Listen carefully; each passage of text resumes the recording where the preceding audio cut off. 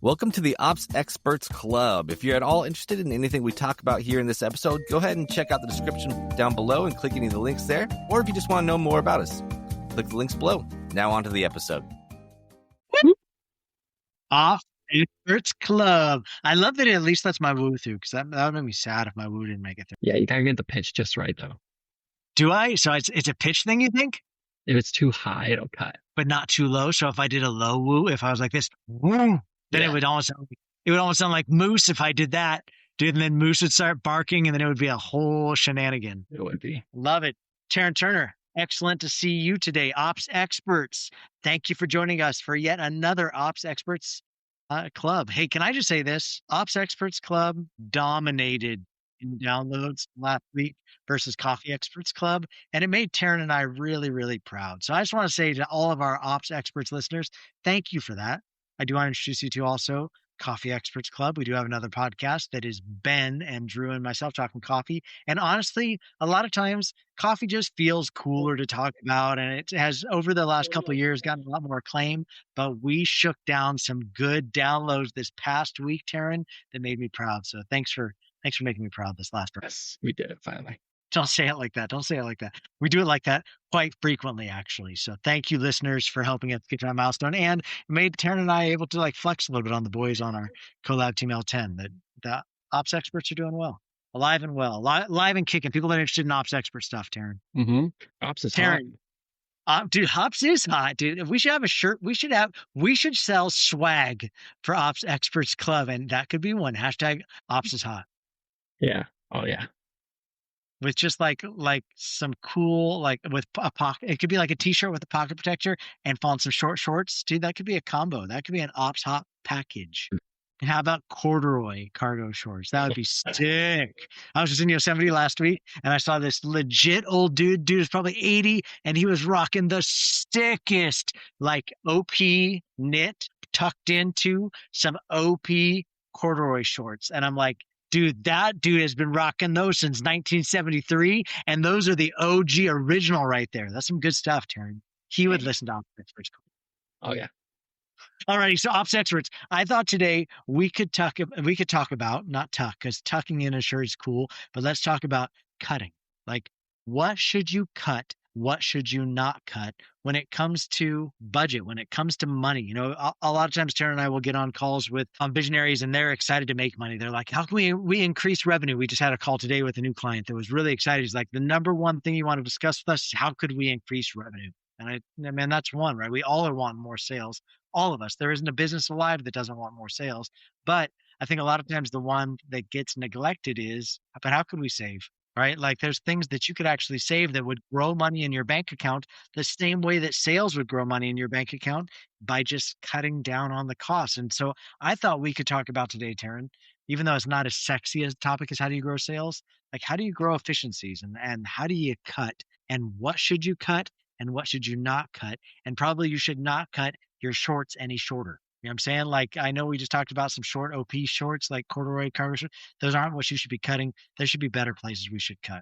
Terryn, what are your thoughts on it? Absolutely. I mean, one of the easiest ways to make money is save money. Make money, save money. Keith Yack used to tell me that all the time. Every time he made me fun reach out, every time he wanted me to reach out and try and save him some dollars, it would be something sucky, something he got himself into, and I would be the one that had to make it right. He'd just be like, so I need you to make this phone call and I need you to do this. And I'm like, and he just goes, remember, dude, every dollar saved, dollar earned. And he'd put me on the calls with the suckiest situations, but it's true. And I couldn't deny it. And I liked getting paid for being a Keith Yackey, for him being a client. So I did the sucky phone calls, Terryn. That's how you do it. So Terryn, what would you say is a good example of someplace you could look to cut for the sake of growing income? Where do you go to first? Wow. I mean, we've brought this up so many times. I think we've even brought it up recently. Call them ghost apps. Ghost apps. What was purchased that's no longer being used. I think if you can get a current list of all the expenses in that category of subscriptions, technology, marketing, something like that, you can quickly see so many line items there are. And somebody with knowledge of the business can take a good first pass and quickly find out whether it's into touch or not. In that way. Yes. That is very, very astutely put. I love it. Love it, Terryn. Into touch. Got to do it. You did it. I love it. So, and I love the way you do this, Terryn. You actually have a sheet that you start people with where it's like you'll pull all the tech spends, right? Usually that's a category on a P&L, right? Somebody has technology or something on computers, something along the lines of they've tagged it somewhere. And so you can just pull that report out of your QuickBooks, throw it onto an Excel spreadsheet. And then the first thing you do typically, right, is you mention it on an L10 call where you have your weekly meeting and you're like, hey, I've got this sheet. I need people to go through and tell me who owns these pieces of technology. And you throw that sheet out there. And then people can put their name associated with it. And then another column usually on, is this being used or not used, right? Like, and then from there, maybe walk people through the process because I'm kind of butchered, but I do feel like I've watched you do this really well a lot, usually with every client, and a cadence on how often you do it too. Mm-hmm. Yeah, I think first we're trying to find out who owns it, whether it's still being used. And sometimes we just want to know if you have logins to it or not, because there's some things we're paying for that we can find logins for. So even if you don't use it, even if you don't own it, even if you know nothing about it, you at least for some reason might have been invited into it at some point. So we have logins to cancel it. Yeah. So just easy spreadsheet options. People can fill it in with their name. Eventually I'll go through and I'll start color coding things too on what's being cut, what's still questionable. Green means go. If you're still using it, don't worry about that one. Yeah. But sometimes even if we're still using it, there could be some bloat. Some apps pay per usage, prepaid for usage. Texting, Zapier, yeah. CRMs pay for contact size. You might easily be paying for too much in any one of those that you might have upgraded during a huge marketing event and nobody ever went back around and downgraded. Now you're paying a couple extra $100 a month for this increased usage that you haven't touched. Yeah. All things that you can do, like archival, like scrape your contact list as far as in those situations, right? Like archive those older contacts that have just like died on the vine and have not made any kind of engagement in anything that you've sent in the longest time. Yeah, let's scrape those things off. That doesn't mean we're going to get rid of them forever, but let's get them off the books for now. I think that's super good. And I mean, I think this just by this one simple practice, right? I feel like I've watched you save like tens of thousands of dollars for people, things that people didn't even realize were still on the books, things visionaries bought years ago. Nobody has ever done has never gone through and really scraped and determined, are these things we should be paying for? Yeah, absolutely. I mean, you don't tend to think about the things like, hey, we were offboarding this person. Who was responsible for making sure they're removed from all the apps we're paying for that are paid per seat? That's something the visionary doesn't ever really think about. And if they're not thinking about it, who's thinking about it? Nobody's thinking about it. They're paying for some seats that don't even exist anymore. Do you feel like it's a good idea to do a scrape like this, Terryn? Like, would you recommend doing it more than once a year? I think if it's something you've got a good cadence on, once a year is good. Maybe you can just do another quarterly check-in just to see visually if you've been doing it like 3 times already. You can check in a quarter and give me all the last 3 months, just quick scan. That could take you 30 minutes and just notice nothing crazy is popping up. That's a good idea. Yeah, but you're going to want to do it a few times before you get to that point. I love it. And then, Terryn, I've seen you when you're in doubt, right? When in doubt, if you've put it out there, nobody's responded, nobody's giving you good feedback. Nope, that sounds like a great tool for us to cancel. Like just cut that sucker loose and then just keep on moving forward. Would that be your recommendation? Yeah. There's lots of situations like that. There's some tough ones to figure out, like Google and Apple. Sometimes there's no descriptors in them and you'll see just so many. Yeah. Somebody at some point clicked an upgrade on their storage and you have no idea where it's coming from and you're paying. It could be something small and dumb, like $5 a month. Like, what is going on here? And Google won't tell you. You can't find an account doing it. It's Apple too. It'll just, every charge we list is Apple. Maybe you purchase an app. Maybe you purchase something else. They can be really hard to tell. Yeah. So as much as we can, we'll just cancel anything that somebody doesn't know. And we'll just keep moving on. Like, because the reality is if nobody on the team says they own it and you've asked multiple times, then like they're going to get what they're going to get if you cancel it and they still needed it. And you can always make it right? You can always turn it back around. But I think what you don't want to do is continue paying. So technology spends is a great one. Terryn, I think too, one that doesn't get talked about enough is doing some sort of, we obviously use the gap analyzer here, but doing some sort of audit of people, of how are people using their time, right? Because I think a lot of times we don't take in consideration how many dollars we waste on people doing things that nobody is using that data anymore. Nobody is using that information anymore. Nobody even realizes that Sheila's still using her time doing that anymore because we've moved on to bigger, better things. Sheila thinks she's being a great employee, continuing to do it week in, week out. And it's a complete and total waste of Sheila's time. And we're paying Sheila to use her time doing that when that could be time realized if they just do an audit. So I think something we use a lot is the gap analyzer.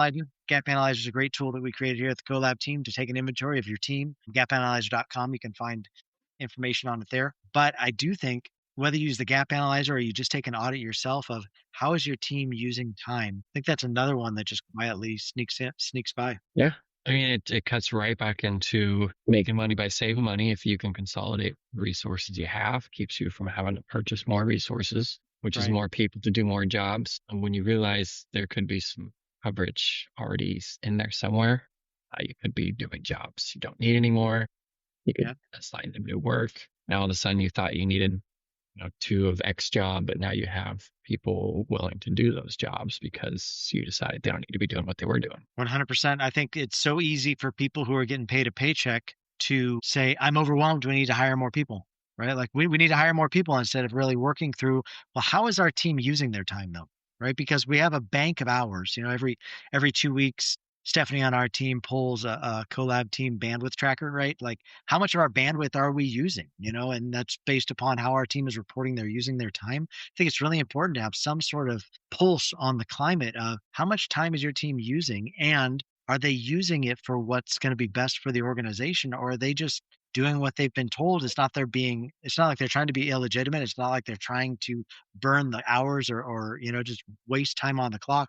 Somebody somewhere along the line gave them the impression they should be using their time to do this, right? So let's just ask ourselves, just like with technology, let's do just a climate check real quick and say just a spot check in time. The Gap Analyzer isn't meant to be a precision tool on every 15 minutes of how people are using their time. It's no, this is how people are documenting their time is being used. Now let's go back through it and ask, is that how we want them to be using their time? And if not, let's readjust, because I think that's going to only help you to get best bang for your buck out of your people. So taking some sort of audit on time, I think is another way that you can really save and really make some cuts. Mm-hmm. Any other areas that you've seen people make cuts or decide to make cuts where you would say that's a good cut versus a bad cut? I mean, I think you can still talk about people promoting from within. We were kind of talking about there switching jobs from within, but also promoting from within. Do you need to hire a new manager and they're going to expect a certain amount of pay because they've got experience? Or can you promote from within at a lesser rate because you're willing to take a risk and invest in them? They're willing to do a better job because they've already been invested in the company and they're really excited for the opportunity. And now you can bring someone in at an even lesser rate under them because they're now going to be new to that role. So we're just thinking about things in that way. You don't always need to go out and get the best and the brightest. Yeah. Unless that's what your budget is wanting you to do. 100%. I think raising that from within is a great way to do it. We had a conversation today with a client. You and I were on a call of, hey, if you're going to go out and recruit, let's not recruit C-suite. Like let's recruit at a manager level or maybe a director level. But I think the second you start suggesting that they're going to be upper level leadership team, there's just a dollar amount that's associated with those titles. So be really careful on what you're going to go recruit for. And could you grow somebody internally? Is there somebody that's got most of these skills? Could you even, we talked about it a couple of weeks ago, could you pay somebody fractionally to come on to help you set up the frameworks and then grow somebody internally into, I think that's going to be a much lesser investment than a higher upper level employee hire that you're going to have to make. Could you be investing in somebody that is within your team, that has the right DNA, that understands your ethos, that is looking for an opportunity to ascend within the company, that if you just invested in them a little bit, they could probably be a pretty badass, whatever that role is within your company, by just you spending a little bit of time investing in them, So I know we do a ton of finance work here at the Collab team. If you ever want somebody to help you look at your finances, that's something we do a ton of here at the Collab team. I think of our 30 clients right now, I think 11 or 12 of them are finance-based clients. So if you are ever interested in us just taking a look, or a situation like that where you're like, I'd like to hire a controller for my company. I'd like to raise up somebody that's a little bit more financially aware, that's an internal team player, but you don't really have the framework set up for it. We love setting that kind of stuff up. So if you're ever interested in something like that, you can check that out at finance.thecollabteam.com. And we would love to just talk to you about that, help you get framed up. We're not intended to be somebody you stick with probably forever, unless you just are looking to outsource your finance work. But we love training folks, and we love helping set up frameworks and SOPs and things you should be looking at, and chart of accounts to make sure that your P&L is telling the right story, your profit and loss is telling the right story when you look at it, so you can make strategic decisions. Because if those things aren't set up and your books are a mess, then it's really hard to manage your money wisely because you just don't have a good standard set. So I think finding somebody that you could outsource to, even for a short window of time, to set up your framework so that you could grow somebody internally, I think is a great way that you can come up with, saving some money, making some cuts. Terryn, something I don't think people do is incentivizing people ways they save the company money. I think that we talk all the times about bonuses and incentives for people who are making sales or who are, converting and making dollars come into the business. I think very rarely do I hear people talk about incentivizing for savings. Like, how could I incentivize people to save? We created something that I think is a great tool that we offer for free around an incentive matrix. Like, how do I incentivize folks by showing them ways to save? So if you're interested in that, incentive.opsexpertsacademy.com, I think is where it's at, right, Terryn? Incentive.opsacademy. And it's just a quick, downloadable sheet where you can convert your profit and loss statement into an incentive matrix, and then ask your people to maintain it and come back with savings, and then incentivize them with bonuses based on the savings they bring back to you. Some that I've seen really work, especially if you have multiple managers over multiple areas and they can't control everything, but they can control a very direct section of your P&L. You don't have to show them all the cards. Show them that particular part of the P&L, create a matrix around the amount of dollars even that you're willing to pool together to give them a bonus based out of the savings that comes from it, and then just set it into motion. Whether that's a monthly incentivization or a quarterly incentivization, you can do all different kinds of bonuses from it. But I think it's a good thing to think about of, how do I actually make my people true merchants when it comes to the business? Not just like only a sales team or only a marketing team or only an ops team, but actually somebody that's thinking holistically. It's not just about how many leads are we knocking down and how many of those leads are we closing, but it's also how much money are we keeping in the boat? Where are there holes in the boat where we have just leaks pouring out? And how can we make cuts in ways that are strategic, but also think of ways that we can bonus and incentivize from a strategic way? So I think that's a good one that people don't talk about enough. Yeah, absolutely. Terryn, as we wind up our show today, what else? Is there anything else that we should be talking about, folks, about what to cut, what not to cut? What's something people shouldn't cut? So things that you can think of where you're like, that's a bad move. I wouldn't do that. Gosh. One that I think of that comes to mind is I think sometimes we knee jerk to outsource to overseas too quickly. I think I'd be really careful of cutting specialists. Like, make sure like the person that you're cutting out on your team or whatever they're doing could truly be outsourced to somebody that's in another country. Because there are some things that are great. There are some ways you can really save a lot of money on end-over-end duties, end-over-end rules that maybe they're going to follow a very strict SOP. That's how it goes every single time. But we are always very, very slow on outsourcing customer-facing roles to the Philippines or to places overseas. I think that there are some roles we feel like are really good. I personally feel like keep internal roles outsourced, but external-facing roles, I think you want to be really careful of, because that's your whole customer experience, right? That's like, if they get a bad customer experience there, that can really affect the way they talk about your brand, the decisions they continue to make with your brand moving forward. So I'm always really careful on, be careful how you're cutting when it comes to team if the role is customer facing. What are your thoughts on that? Absolutely. Yeah, I think it's a tough tightrope to walk. Yeah. Yep. Well, Terryn, I think it's good for another episode. Appreciate your time. You're always a gentleman and a scholar. I'm grateful to have you with me on this show. Ops experts, appreciative of your time and the way that you keep us into touch with the things that you're wanting to hear about here on Club. And we hope to see you next week, same time, same place here at Ops Experts Club.